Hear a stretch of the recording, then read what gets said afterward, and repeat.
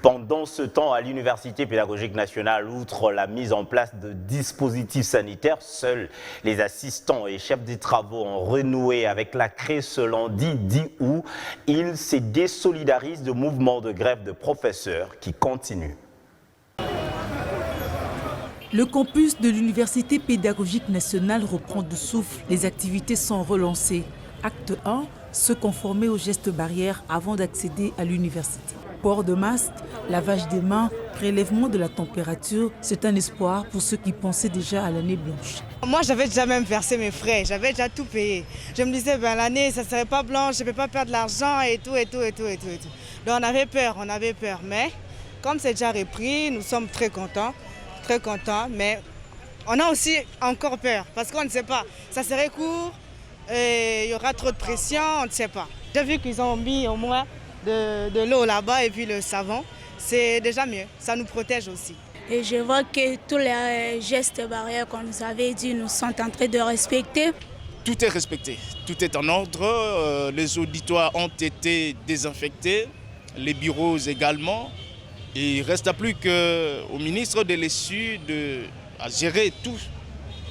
Le problème ayant trait au salaire des enseignants.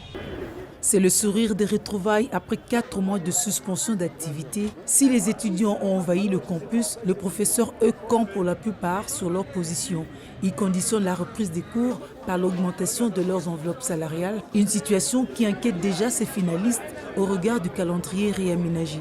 On a déjà perdu beaucoup de temps à la maison et aujourd'hui, déjà comme ça, il y a d'autres qui étaient déjà dans la salle pour enseigner, mais subitement, il y a d'autres qui viennent leur dire non, nous sommes en grève, sortez. Donc c'est vraiment un problème, mais nous espérons que les autorités vont faire un effort de régler un peu.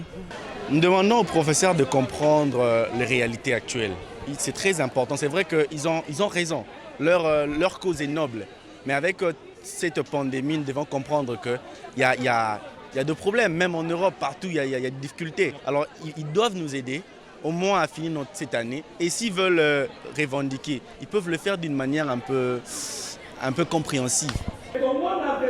Dans les auditoires, seuls les assistants et chefs des travaux enseignent. Ils se désolidarisent de la démarche des professeurs qu'ils jugent subjective face à l'enjeu de l'heure.